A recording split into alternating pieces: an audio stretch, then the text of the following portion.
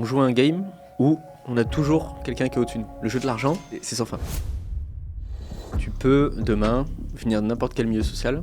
Si t'es bon en vente, toute ta vie, t'auras pas de difficultés financières. La vente se retrouve un peu partout et d'où l'intérêt d'avoir des connaissances, de développer ses compétences. Et peu importe ce qu'on fait, c'est nécessaire.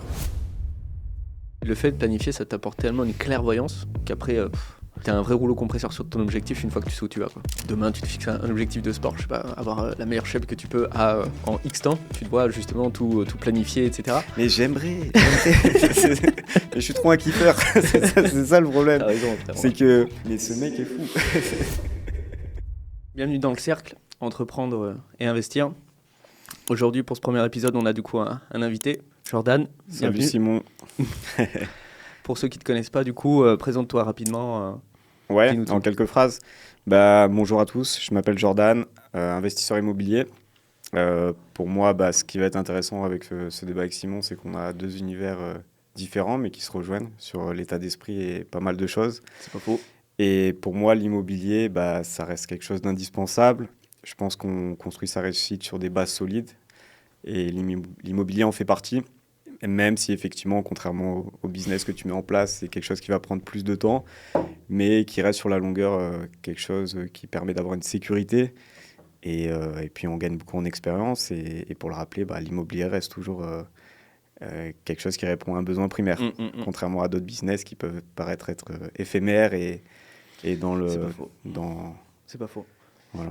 Après, pour ceux qui ne me connaissent pas, ouais. Moi du coup je suis entrepreneur sur le digital et je suis grosse justement consultant et j'arbitre mon capital en crypto. À l'heure actuelle, ça fait maintenant bientôt 30 ans qu'on se connaît. Ouais, c'est vrai. On a chapeauté. On a des parcours de vie atypiques. Peut-être un jour dans une autre vidéo on en parlera. C'est pas le sujet, mais d'ailleurs on en parlait hier soir. Ce qui a construit un mindset. On était un peu dans le débat en disant bon, on n'a pas un cursus normal proprement dit avec des hauts. On a eu surtout des hauts et des bas, mais en fait finalement souvent on parle du mindset en disant oui tout se passe par le mindset, etc. Mais finalement, nous, c'est ce qui a un peu fait qu'on a réussi à entreprendre certaines choses et à amener des résultats. Ouais. Excuse-moi, je t'ai pas laissé finir ta présentation. Si. Il n'y a pas de mal. Après, de toute façon, tout dit, hein, ça, je pense, rien, ça c'est pas utile après qu'on s'étale à rallonge au fil de l'épisode. En plus, ça va se faire, je pense, naturellement. On va pouvoir Tout à fait. rentrer dans le détail et pour rentrer justement dans le vif du sujet.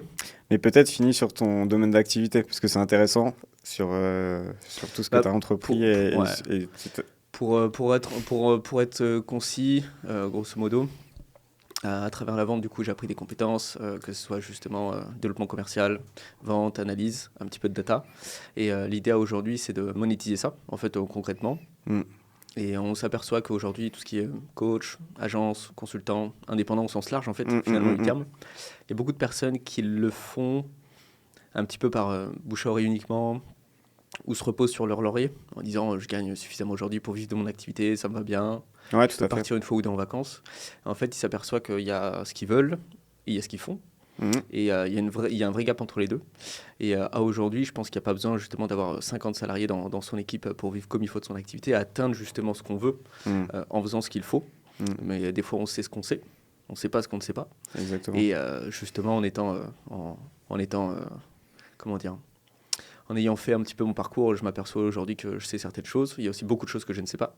Mais par contre, je peux aussi aider un paquet de gens à atteindre leur objectif. Quoi, ça, c'est une chose importante à dire, effectivement. Ouais. Je sais une chose, c'est que je ne sais pas. C'est ça. Et c'est vrai, c'est vrai. Mais tout à fait. Mais après, ce qui est intéressant par rapport à ton expérience et tes différents domaines d'activité, c'est qu'effectivement, moi, je te connais suffisamment, donc je sais certaines choses qu'on va peut-être découvrir par la suite. Mais effectivement, tu étais dans un cursus où finalement tu es rentré dans un domaine d'activité où tu as des qualités, tu es très rigoureux, organisé, tu t'es investi et finalement tu as réussi à faire une sorte de mise à jour sur des choses préconçues qu'on peut avoir. Et on est arrivé justement à comprendre que finalement il y a un système qui est mis en place. Toi, tu as réussi à sortir de ça. Et peut-être on a tous des croyances limitantes par rapport à un schéma qu'on a par notre environnement, par le système, etc. Et toi, tu as pu mettre en place tout ça. Après, peut-être il faudrait aussi parler du fait que tu as d'autres domaines d'activité auxquels tu touches, en l'occurrence la crypto, Ouais. des domaines qui peuvent paraître obsolètes pour pas mal de personnes, Mm, mm, mm. qui toi aujourd'hui, bah, en fait, tu as mis les deux pieds dedans, hein, clairement. Mais c'est ça que j'aime bien chez toi, c'est que, et c'est là qui va être intéressant sur cet échange, c'est que moi, alors on est deux entrepreneurs, moi peut-être plus cartésien en jouant la sécurité, parce que pour moi, on en parlera par la suite, mais l'immobilier, c'est quelque chose, comme lors de la présentation, je l'ai expliqué, il y a des bases solides. C'est peut-être pas aussi exponentiel que d'autres domaines, mais en tout cas, pour moi, il y a une sécurité sur le long terme, dans la mesure où la base est saine et on met en place les bonnes actions. Et puis, bah, toi, en fait, par ton parcours de vie et ton caractère, tu t'as mis les deux pieds dedans et hop, on y va. Mais encore une fois, la rigueur, l'organisation et la connaissance. C'est important, après, c'est important. Bah, pour rapidement en parler, aujourd'hui, je dors sur mes deux oreilles en étant exposé à 110%. Je répète, 110% sur quelque chose qui est volatile. Parce que j'ai la main mise dessus, entre guillemets. Parce qu'on n'a jamais vraiment la main mise tant qu'on ne l'a pas sous le matelas devant nous et c'est pas palpable. Mais je répète, ils impriment de l'argent. Et donc je préfère avoir quelque chose qui est quantitatif et qui est qualitatif à la fois, plutôt que justement après m'éparpiller un petit peu partout sur d'autres choses. Et je suis plus à l'aise à prendre 110% de risque sur un cycle, 2 cycles, 3 cycles, que partir sur autre chose. Après, on en fera tout un épisode, pardon. Ouais, tout à fait. Et je suis convaincu que ce sera. Mais c'est intéressant ce que tu dis, parce que finalement, ce côté palpable, avant, les gens mettaient l'argent sous le matelas, et c'est quelque chose qui rassurait finalement. Ouais. On se disait oui. Encore, on le retrouve encore. Il y a encore des gens qui sont dans ce schéma-là, ou même dans le schéma qui est un peu évolutif, c'est-à-dire mettre l'argent à la banque, mettre dans un PEL. Acheter CRP, tu vois, sur lequel il pourra avoir débat aussi sur ça par la suite. Mais il y a ce côté-là rassurant d'avoir quelque chose qui est palpable. Et finalement, toi, c'est totalement à l'inverse, parce que tu te lances dans quelque chose qui n'est pas palpable, mais qui t'amène finalement une certaine sécurité. Peut-être, c'est des questions qu'on pourra amener sur la table. C'est qu'est-ce que la sécurité, en fait, finalement? Est-ce que la sécurité, c'est d'avoir le CDI avec des revenus et s'assurer une couverture de pas mal de choses, et à l'inverse, c'est prendre les risques?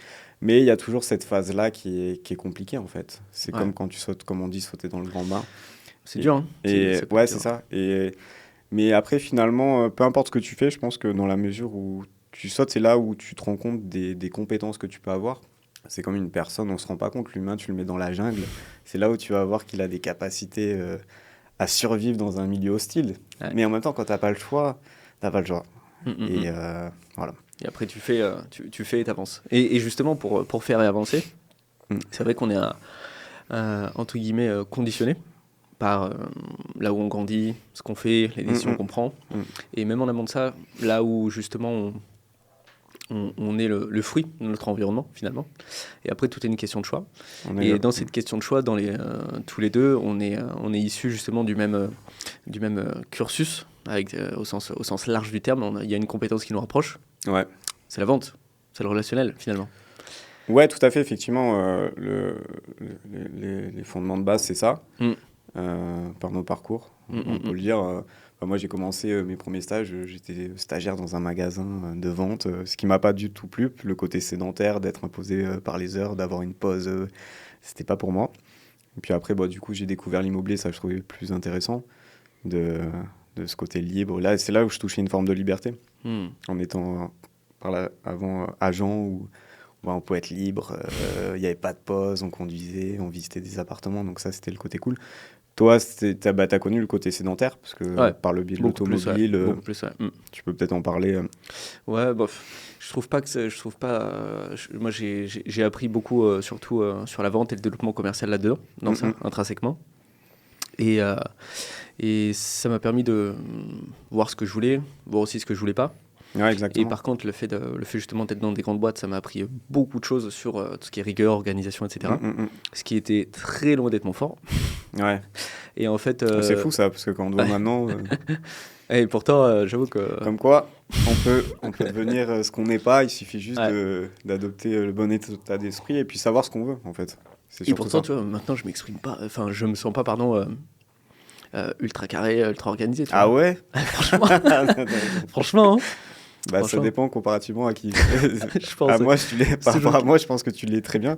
Et puis, de toute façon, bah, on en parlait hier, à un moment, c'est une qualité qui est indispensable. Hmm. On donnait l'exemple Cristiano Ronaldo. Ouais, S'il n'avait pas cette rigueur, cette hmm. organisation, il n'aurait pas le résultat. Et Ouais. surtout à son âge, en Un plus. vrai champion. Il C'est un peut vrai pas, champion. c'est clairement l'exemple de la personne qui n'est pas restée sur ses acquis. Ouais, c'est ça. C'est C'est ça, c'est ça. Toujours, toujours pas plus, mais toujours mieux. Tu vois, toujours mieux, toujours mieux, toujours mieux. Et ouais, pour en parler justement, pour revenir à ce qu'on sur disait, la vente. Ouais. ouais, sur la vente, je trouve que c'est vraiment en fait une des seules compétences clés Mm. depuis la nuit des temps, ou demain, tu as besoin de subvenir à tes besoins, Ouais. tu peux le faire, parce que comme le disent les Américains, quoi, c'est un des seuls métiers aujourd'hui, une des seules compétences, pardon, où tu es non pas payé à l'heure, mais payé au résultat. Et Mm. je connais aucun riche de ce monde aujourd'hui qui est payé à l'heure, mais qui est surtout, et qui a démarré par payer au résultat, parce que c'est un vrai effet cumulé. À l'inverse, tu vois, quand tu es payé à l'heure, ça se fait, et c'est OK, Mm, mm, mm. parce que quand tu as du temps libre, ce serait con de ne pas le monétiser. Ouais, ouais. Mais d'abord, commencer par un pourcentage, je trouve que ça fait une vraie grosse marche Ouais. pour capitaliser versus vendre son temps, tu vois. Ouais, exactement. Après, comme tu dis, c'est dans la nuit des temps que la vente était là. Avant, les gens échangeaient de l'or, il y avait toujours cette notion d'échange. Et puis avec le temps, bah, les choses ont évolué. Et puis les besoins humains aussi ont évolué. Maintenant, on a des besoins qui ne sont pas nécessaires. Mm. On est dans une consommation. Mais finalement, la vente, on la retrouve dans tout domaine d'activité, Ouais. effectivement. Dans les relations, Peu importe, un dans les artisan, affaires. il a besoin de Ouais. vendre. Et le fait est, c'est qu'aujourd'hui, il y a tellement de concurrence dans plein de domaines, il y a tellement de produits que il faut savoir se démarquer. Mm. Même si, et on le retrouve des fois, on a des artisans, c'est un exemple, qui ont des produits vraiment de qualité, avec une Mm. vraie valeur ajoutée. Et en fait, ils n'ont pas un développement qui est à la hauteur de leurs produits. Et c'est dommage, parce qu'ils pourraient vivre encore mieux de leur activité, etc. Ouais, exactement. Et à l'inverse, des fois, il y a des produits qui sont pas top et il y a un marketing autour qui fait que, bah, en fait, les gens consomment. Donc, Ouais, un peu comme Apple, quoi. ouah, ça, c'est un autre débat, on en Team parlera. Samsung, Team Samsung, ouais. Ouais, Team Apple. Mais bon, c'est comme ça. On se laisse savoir Ouais. par le marketing nous-mêmes, tu vois. Donc, mais ouais, effectivement, la vente se retrouve Mm. un peu partout et d'où l'intérêt d'avoir des connaissances, Ouais. de développer ses compétences. Mm, mm. Et peu importe ce qu'on fait, c'est nécessaire. Et je pense vraiment que grâce à ça, justement, tu peux demain venir de n'importe quel milieu social. Si tu es bon en vente, mm, toute ta vie, tu n'auras pas de difficultés financières. Demain, tu montes une boîte, Mm. tu es mauvais en vente, tu es obligé de t'associer à quelqu'un pour ça, Ouais. pour l'implémenter. Mm, C'est mm. OK, Mm, mm. mais tu n'auras pas la même vision des choses. Ouais, je suis d'accord. Effectivement, ouais. C'est très vaste. Après, il y a Mm. des domaines qui demandent plus de spécialisation technique, ce qui est normal, mais après, ça s'acquit par le biais d'une formation. C'est ça. Mais, et puis, après, il y a dans la vente, c'est très général parce qu'il y a la notion de psychologie. Mm. Après, on apprend la psychologie sur les personnes. C'est intéressant, Ouais. finalement. Et ce que je veux dire, ouais, il y a une phrase qui dit le savoir-être prime sur le savoir-faire. Donc déjà, si tu as des compétences sociales, etc., Ouais. et en fait, bon, tu as déjà la base. Après, C'est vrai, hein. ouais. C'est vrai. Après, bon, il y a toute cette connaissance qu'il faut acquérir, Mm, mm. mais ce qui est pas infaisable. Oui. Et comme tu dis, une fois qu'on a une base solide sur ça, on peut l'appliquer sur pas mal de produits. Ouais. Et puis le marché n'est jamais fixe, donc il suffit juste de saisir les opportunités et puis, Ça va être- se lancer. savoir- C'est ce que tu as savoir fait, toi, pivoter, hein. finalement. Ouais. Sur le Pivoter. drop. Bon, après, c'est des domaines E-com, sur ouais, lesquels, mais- sur l'e-commerce, Moi, j'ai, pour information, j'ai une marque en Amazon FBA, c'est pour ça. Donc c'est pas du drop, mais ça peut s'apparenter à du drop quand on est de l'extérieur. Ouais, c'est vrai. C'est normal. C'est pour ça que j'ai dit, ouais. Tu viens de l'immobilier, donc c'est normal. Si tu étais tous les jours dedans, c'est différent. Mais c'est vrai qu'on peut faire l'amalgame. C'est vrai que non, je paye mon stock, j'ai des cartons, j'ai plein de cartons chez moi. Incroyable. Et pour faire le lien justement avec ce qu'on disait autour de la vente, moi, je trouve que c'est intéressant parce que à chaque fois, en fait, ça t'apprend aussi une notion. Se concentrer sur les 20% des efforts qui vont t'apporter 80% de tes résultats en termes d'objectifs. Ouais. Admettons, demain, La loi de Pareto. t'as la trentaine, justement, tu veux développer ton capital, que ce soit par de l'investissement ou soit, je parle investissement marché, ou soit par investissement physique, tangible, Ouais. donc immobilier, Mm. France, Europe, bref, Ouais. à l'international. Euh, Ça fait partie des éléments où, si aujourd'hui tu es dans une situation où tu n'as pas assez, Ouais. ou si tu souhaites développer ton entreprise pour après injecter ce capital-là parce que tu t'aperçois que tu es dans une rat race de l'entrepreneur, Mhm. où tu es au four, au moulin, tu délivres, tu vends, tu délivres, tu vends. Tu t'intéresses après justement à comment je fais pour ressembler à tous ces mecs qui roulent Range Rover, qui viennent, qui ont 2-3 rendez-vous dans la journée et qui profitent bien, quoi. Ouais, exactement. Et bien, comment on le devient? Justement, la vente, ça peut être déjà un vrai cheat code parce que justement, tu te concentres sur un pourcentage et plus sur un numéraire. Mhm. Et à l'inverse, tu te concentres ensuite demain, une fois que tu fais un peu de capital, sur comment capitaliser sur 20% de mes efforts qui vont me rapporter 80% 80%, ouais. de mes résultats en chiffres. Et donc là, c'est vrai qu'il y a deux questions qui se posent. Qu'est-ce que je fais pour Ouais, investir? exactement. Jordan, dites-moi, monsieur le client, comment je fais pour Alors, investir? avant de répondre à ta question, j'ai un contre-exemple parce que finalement, cette loi, pour moi, enfin, de façon objective, elle ne s'applique pas sur tous les business. Mais c'est intéressant. En fait, le contre-exemple que je voulais donner, peut-être tu as entendu l'histoire de Tati. Ouais. Tu sais, les sacs, les petits sacs qu'il y Un avait. parieur, ouais. Bon, pour synthétiser l'histoire, c'était une famille, un gros business qui marchait, tout le monde connaît. C'est là où ils étaient précurseurs en termes de marketing, c'est qu'ils avaient des sacs qui étaient très visuels. Mm. D'ailleurs, on les retrouvait sur des photos au Maghreb quand les gens partaient. Billet Donc, d'appartenance après, ouais. Ouais, exactement. Donc, il y avait une pub gratuite, c'était impressionnant pour avant. Et de fêter, c'est qu'il y a les parents, je crois, qui étaient décédés. Il y avait des frères qui ont récupéré l'entreprise. Et un des frères a racheté les parts. Et lui, en fait, il a totalement changé de stratégie. C'est-à-dire, il voulait faire du Tati, du haut de gamme. Donc, du coup, on rentrait dans un business qui était loin de la loi de Pareto, finalement, parce qu'on était sur de la quantité. C'était le tout venant. C'était des produits pas chers. Donc là, finalement, aucun intérêt de mettre une stratégie comme tu l'évoquais. 1,80. Voilà, exactement. Et finalement, c'est ce qu'il a fait et il s'est cassé la gueule. Il a voulu faire du haut de gamme, changer tout le truc en segmentant sa clientèle, en disant tiens, on va toucher une niche.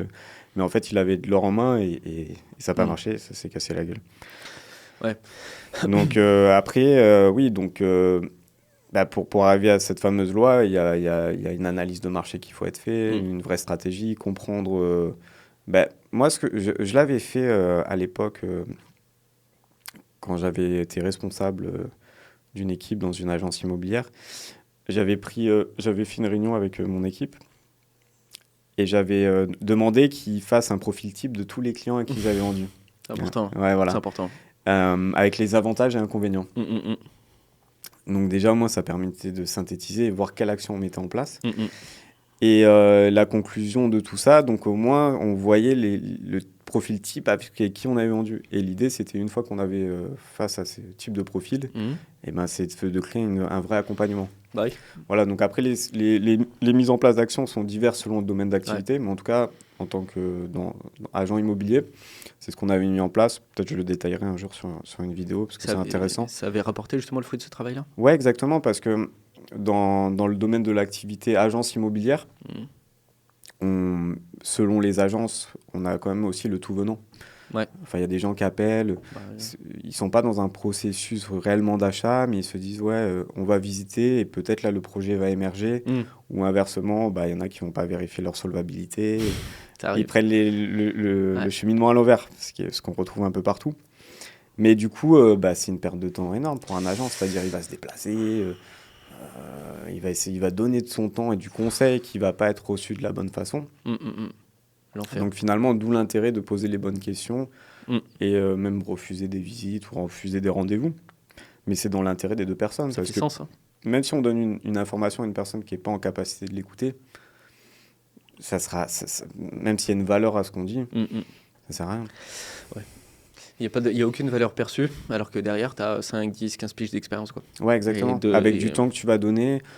Donc, des fois, il faut laisser mûrir les choses. Et voilà. Et toutes ces réunions que j'avais menées permettaient justement d'optimiser son temps. Et là où tu veux en venir, c'est qu'en fait, pour l'anecdote avec Tati, justement, ils sont passés d'un modèle où 100% des clients rapportaient 100% de chiffre d'affaires, où ils se sont dit on va faire 20% de chiffre d'affaires avec 80% du prix de nos produits qui sont plus importants. Ouais. Et là où la métaphore en fait se suit avec ce que tu disais, c'est que dans l'agence immobilière, finalement, refuser 20% des clients en fait qui étaient, 80% des clients qui étaient le moins qualifiés, Ouais. en définitive, c'était beaucoup plus intéressant parce que les 20% d'opportunités que tu conservais t'apportaient 80% de ton chiffre d'affaires, quoi, pour la métaphore. Ouais, exactement, c'est ça. Et après, il y a un cheminement qui se fait. Ouais. Puis il y a un vrai coût d'opportunité en fait. Il faut vraiment percuter Mm. que le temps il a une valeur. Ouais. Ça peut être 50 euros, 100 euros, Ouais. 300 euros, 500 euros, 1000 euros pour certains. Mm, mm, Il faut bien se rendre compte que quand un particulier va appeler Madame Michu, pour l'anecdote, va appeler une agence immobilière par exemple, pour un projet, qu'elle hésite, elle était juste sur son canapé en train de scroll, et puis elle s'est dit c'est vrai qu'il commence à faire beau, c'est vrai que c'est le printemps, punaise, Ah, je c'est suis ça. pas ainsi qu'en jardin, j'en ai marre un peu de mon appartement, je vais Mm. appeler une agence à côté de chez moi. Il faut bien se rendre compte que des comme ça, il y en a peut-être 5, 8, 10, 15 par jour selon la réputation, l'emplacement, etc. Et qu'en fait, entre-temps, si l'agent il est dans le jus, qu'il analyse mal ses clients, parce qu'il a eu 2 Madame Michu juste avant, peut-être que le troisième, en fait, c'est quelqu'un qui vient de gagner l'euro million, qui a un profil peut-être super intéressant, c'est un entrepreneur, ou Ouais, c'est c'est quelqu'un ça. de très intéressé, mais un particulier, et qui en fait il est très qualifié. Mm, mm. Et parce qu'on aura mal le temps d'arbitrer son coup de fil, parce qu'on vient d'en avoir 3 précédents qui étaient Exactement. sous-qualifiés, il va pouvoir se sentir un petit peu délaissé, voire être le profil à mettre un mauvais avis sur Google, alors que même avec la meilleure des consciences professionnelles, c'est pas toujours évident l'humain. C'est pas toujours évident. Ouais, c'est vrai. C'est juste ce que tu dis. Et puis, après, avec l'expérience et la connaissance, il y a quelque chose qui est important, c'est que, en fait, dans tout domaine, je pense qu'il y a des clients, on va plus à donner de l'importance à la forme, à sa motivation par le dire. Je pense que tu as déjà dû le voir, où tu as des gens qui vont se manifester. Ouais. Et si tu te réfères juste à ça, tu peux te dire effectivement, le client, C'est il déjà est mon intéressant, il est intéressé par... Je peux faire quelque chose. Mais en réalité, ça va être le client dont tu parlais qui va être peut-être plus discret, mais dans la mesure où tu suis un bon processus et tu vas faire une vraie découverte client, Ouais. tu vas comprendre que lui, en fait, il veut juste être accompagné et en plus, il a un pouvoir d'achat. Et il a déjà été regardé combien ouais. il pouvait emprunter, Voilà, c'est sur ça. combien de temps, etc., etc. Et il n'était pas du tout là justement à perdre son temps, quoi. Il s'est mis justement des OKR. Moi, je m'en souviens, Un petit peu. avant dans l'agence immobilière, c'était ça. C'était quand une personne appelait pour demander est-ce que je peux visiter sans poser des questions. Est-ce que j'ai demandé, c'était des anecdotes après, je suis marrant. Ouais, voilà, du coup, on y vient. Du coup, je disais à mon équipe, je dis par contre, s'il y a une personne qui vous appelle, qui vous demande, parce que ça m'est déjà arrivé, j'ai certains de mon équipe, oui, j'ai quelqu'un, il est super intéressé, qu'est-ce qu'il t'a dit? Il m'a appelé, il m'a dit, je peux visiter de suite.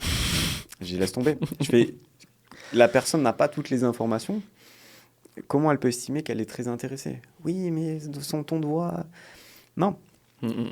Non, ça passe par l'information. Et à partir de là... Et c'est ça l'erreur. Mais je pense qu'on l'a fait naturellement, c'est humain. Ouais, on se réfère à ce qu'on voit et les premières secondes. Ouais. Donc, c'est ça. Mais ça rejoint exactement ce que tu dis. C'est ça. Et pour justement, je voulais qu'on aborde les OKR, tu vois. Ce que moi j'affectionne. Ce que toi, c'est moins ton truc, vu que t'étais plus à la cool, tu me disais. Oui, après on se voit à tout. Forcément, on se construit sur un domaine, donc on va le défendre, mais après, il faut savoir s'adapter, il faut savoir évoluer, c'est important. Moi j'adore. Le fait de planifier, ça t'apporte tellement une clairvoyance qu'après, t'es un vrai rouleau compresseur sur ton objectif une fois que tu sais où tu vas, quoi. J'ai vraiment cette impression. Ouais, mais t'es l'exemple même.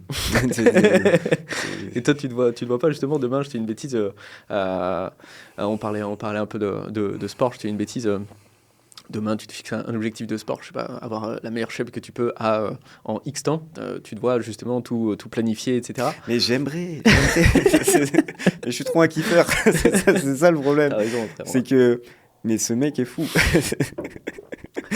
Pour l'anecdote, hier, quand j'ai dormi chez toi. Ouais. À 7h, du coup, j'étais debout. 8h, j'étais en sport. T'es sorti de la chambre, il était quoi, 8h, 8h05? Ouais, après, entre-temps, j'avais des appels. Ouais. Il a fallu. J'avais checké mes mails, mais oui, mais fait ma journée, c'est un ordinateur. analysé mes positions. c'est... Avancer justement un petit quart d'heure en deep work, vraiment ultra rapide avant d'aller à la salle, histoire que j'ai une clairvoyance mentale ensuite sur le reste de ma journée, parce qu'on avait quelques trucs de prévus. Finalement, j'ai bossé 2h30 parce que rien ne s'est passé comme prévu. On n'a pas été au sport et t'étais à la cool. Mais t'as raison. Ça arrive. En vérité, c'est pour ça ce que j'admire chez toi, c'est ce côté organisationnel que tu as et de rigueur. Il y a un comique qui a tourné ça un peu à la dérision. Je sais Ah pas ouais? ouais, c'est marrant. En fait, il appelle ça Francis. Il dit on a tous un Francis. Et en fait, il raconte, ouais, Énorme. bon, je sais plus exactement. Peut-être vous verrez sur la vidéo C'est un de la fête. Francis, quoi. Et en fait, il dit oui, ouais, je suis chez moi. Tiens, j'ai un peu faim. Je me fais une omelette. Puis là, il y a Francis qui arrive. Il dit bon. Rajoute un peu de fromage. Bon, c'est un peu fade, rajoute un peu de jambon. Et à la base, je crois que le mec devait aller au sport. À la fin, il dit bon, mais tu vas pas manger qu'une omelette. Bon, allez, mange du chocolat. Et je crois que moi, j'ai un petit Francis qui est un peu là, des fois, qui me dit bon, tranquille, Ça va. tranquille. Ça va. Toi, tu l'as pas. Je sais Ah pas, non, mais tu m'expliqueras comment t'as fait ouais, c'est compliqué, hein, mais pour le c'est. tuer, mais Ouais, je te jure. Et c'est une belle anecdote, là, le Francis, tu vois. ouais, exactement, c'est Je ça. pense qu'on a Donc, tous besoin d'un Francis, tu vois, parce que des fois, on a besoin d'une soupape, tu vois. ouais, mais lui, c'est l'inverse, c'est lui qui te dérive. Ah ouais, Tu ouais, vois, là, s'il y avait j'ai mal Francis compris. avant-hier matin, bah, il t'aurait dit bon. Mm, mm. Tranquille, prends ton café. Oublie le sport. Oublie. C'est Pourquoi bon, aller se faire mal? l'été, c'est pas de suite. Pourquoi aller se faire mal, finalement? C'est Mais c'est chiant. ça. C'est Bah oui, désagréable. Regarde, là, t'es chaud, tu prends un petit tranquille. plaid, C'est tu mets ça. le chauffage, hop, tu mets YouTube, tranquille. Non, en vrai, c'est important, après, je pense, d'avoir des phases, Non, mais il en faut, c'est ouais, indispensable. ultra, C'est vraiment, indispensable. moi, ce que j'appelle rouleau compresseur, tu vois, Mm. et des phases complètement à la cool, tu vois. Mais après, je dis ça, c'est vrai que forcément, je pense que dans toute réussite, quelle qu'elle soit et quel que soit le niveau, tu es Mm. obligé de te fixer des objectifs avec un vrai plan en Ouais, place. ça se fait Ouais, pas. moi, je sais par exemple, quand j'ai commencé à m'investir dans l'immobilier, bon, j'avais, tu vois, ce côté kiffeur. La veille, le vendredi, j'allais en boîte. C'est énorme. Mais le samedi matin, je me levais, Ouais. je faisais toutes les banques pour justement, c'était mes premiers investissements. Et d'ailleurs, j'avais croisé un ami qui tenait un magasin. Mais qu'est-ce que tu fais tu perds des millions ou quoi? Non, pas du tout. J'étais justement au début du processus où je Il faut, démarchais hein. toutes les banques. On me disait ah mais non, on peut pas investir comme ça marche pas. Ouais. Bon, le fait est, c'est que non, on peut.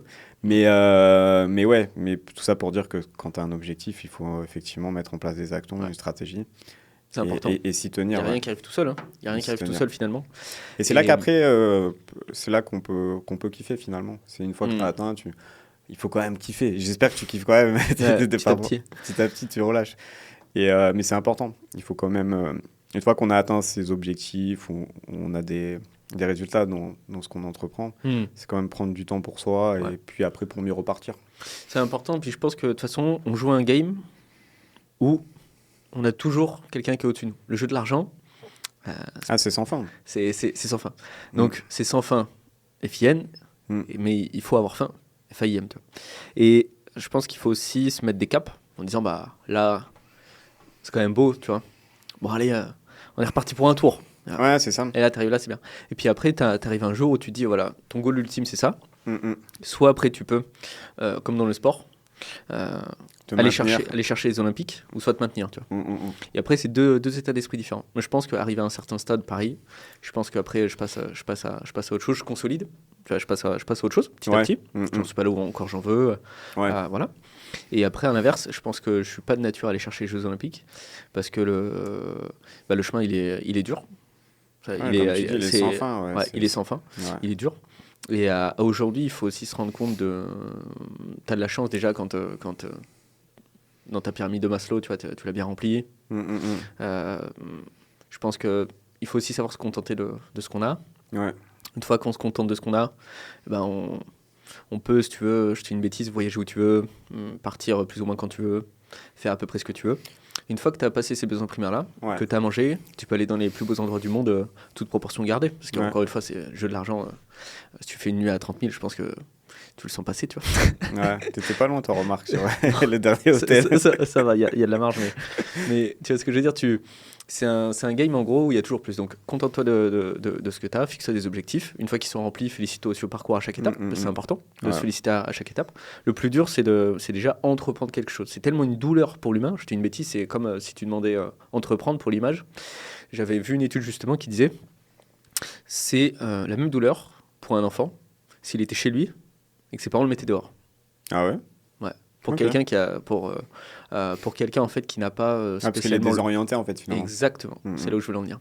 Et de ce fait, c'est un peu comme si c'était dans le grand bain. Ou la métaphore, nous on est de la génération 90, tu vois. On faisait encore partie des enfants pour apprendre à nager, qu'on les prenait, on les mettait dans l'eau. Ouais, c'est vrai. Apparemment, ça marche d'ailleurs. J'ai vu ça, ça paraît un peu sauvage, mais, C'est vrai, hein. mais moi je testerai. Quand Ouais. j'aurai un enfant, je jetterai. Plouf. Après, au moins, une fois qu'il a fait ça, finalement, plus tard tu lui dis Ah bah, d'entreprendre. il fera pas de burn-out. Hein. Lui, S'il s'en souvient bien, il dit moi, t'inquiète. lui, J'ai fait le bain à 3 mois dans l'eau. c'était pas grand chose, ça va. Ouais, J'ai mis 4 étoiles, pas 5, mais c'est. S'il a survécu, c'est bon. Après, Ouais, tu vois. Et on a un monde aujourd'hui de partage. On a de l'or qui est pas palpable, c'est Internet. La première fois du coup que j'ai voulu in, j'ai tout analysé. Là, ça se présente bien, ça fait un joli W. Oh, ça va péter, ça va péter. Et là, j'appuie sur le bouton, tu vois. Je dis, ouais, vas-y, on démarre. Je me couche, je suis vraiment Elon Musk. À moi, je suis le nouveau Jeff Bezos et tout. Et le lendemain, moins 35%. Je parlais avec la coiffeuse, je la trouvais compétente. Je lui ai dit, mais pourquoi tu te mets pas à ton compte? Il y a quelque chose à faire. Et je m'en souviens, elle m'a répondu, non, mais j'ai pas envie d'entreprendre parce qu'après, je vais payer beaucoup d'impôts.